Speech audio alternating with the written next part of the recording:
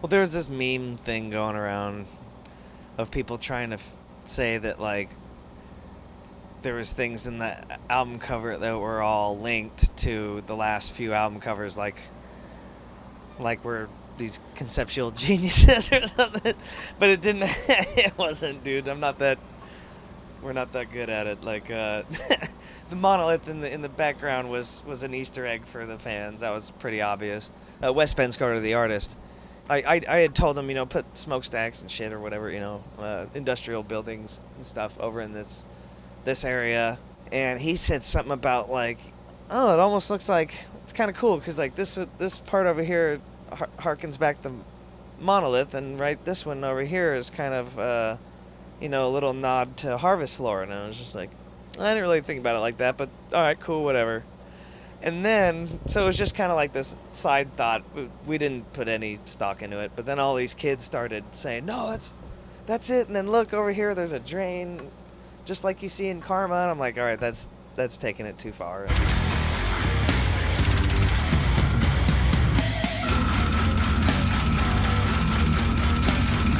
Well, those were found. Those are art pieces that were already done. The art pieces by this guy, Nelson Garrido, in Caracas, Venezuela. When I first saw the one we used for Human Jerky, I was just like, this is it. Like, conceptually, this is perfect.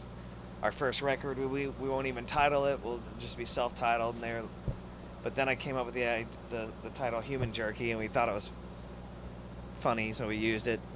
And then put that cover on there, and didn't really put the title on the spine. It was just kind of like, we wanted everybody to look at this and go, this is cattle decapitation. You know what I mean? Because there's a decapitated cow on the cover. And then Homivore was kind of just like, we had used his art before. I liked the idea of using real images. Not paintings and not fake shit, but this guy actually would do art out of all sorts of stuff. Weird, all sorts of items. Rags, dead animal parts, beans, and just all sorts of weird stuff. And I liked the idea of using the real pictures. That's why all the stuff we did from those albums on, starting with To Serve Man, were still photorealistic. They weren't like paintings. We're having to use things that already exist, or he's got to sculpt them or whatever. Like, there's also, without giving away his idea or how he does his stuff, but it's been a really cool process to be able to do it with him.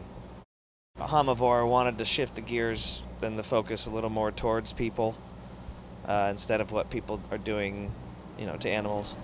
Definitely did that on To Serve Man, because it was basically just, obviously taking place in a human slaughterhouse. And just popped into my head one day, and I did an internet search, and the only thing that came up for Humanure was a book.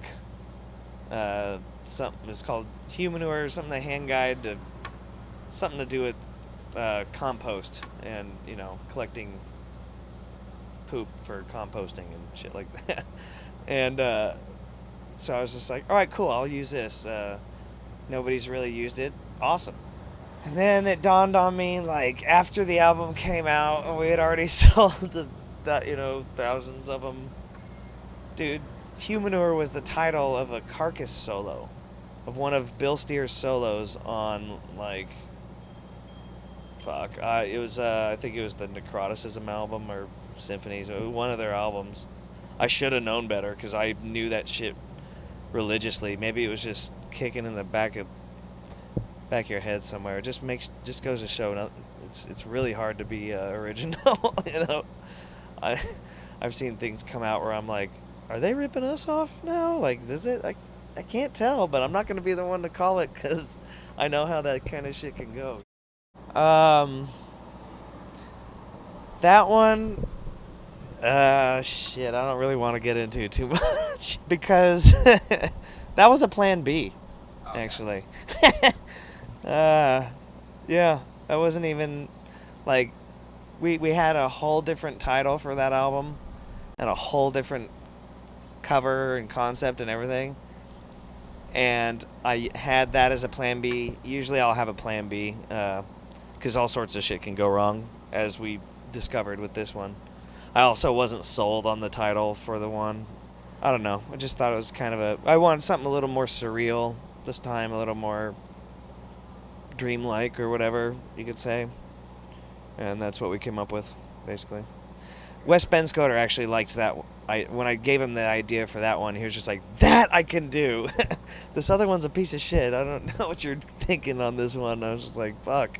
Really like that idea, but that was one of those ones where it's like we did it, and I was just like, holy shit, we got away with that. That was kind of, I mean, that's kind of brutal, you know? Like, it's a human slaughterhouse. I mean, you know, kind of, sort of like To Serve Man, but this time everybody's being led into it, and that's what a harvest floor is the area where they kill the animal.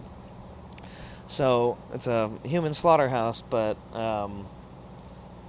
with these weird human form guards and with cattle prods directing them where to go, you know. And it was, to me, it's a pretty, that's probably the most brutal album cover we have, because it's bleak. It's as fuck. I mean, that kind of shit has practically happened in real life. So, I mean, a cow taking a dump? That's offensive. But, you know, you got practically have the Holocaust on the cover of an album. That's okay. People got their wires crossed, man. Well, it's what that is a obviously very absurdly fantasy driven depiction of de-evolution. Spontaneous de-evolution, if you will, I guess. It's kind of ridiculous, but and goes to show that we actually have had stuff that's a little more fantasy, you know, because whereas our lyrics, I feel, delve into harsh realities, we've gone a little more, you know, fantasy on some of the ideas. It mirrors what we're seeing going on in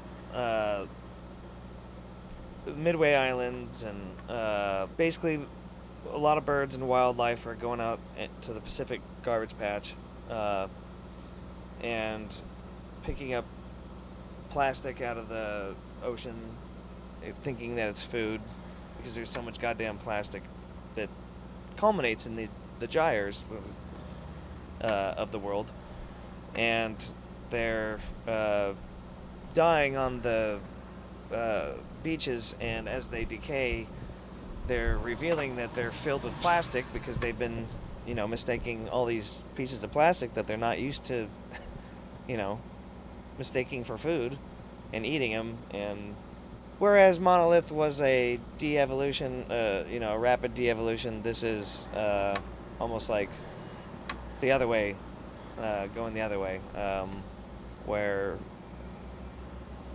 we've consumed so much, and now, you know, we're the ones that are,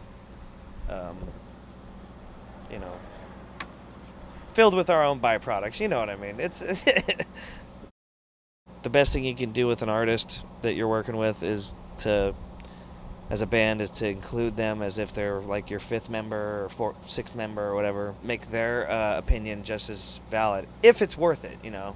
And Wes Benscoter, I mean, he's just, to me, he's one of those god tier artists that I love working with, and I'm very fortunate that he enjoys working with us as well. You know, he likes our ideas.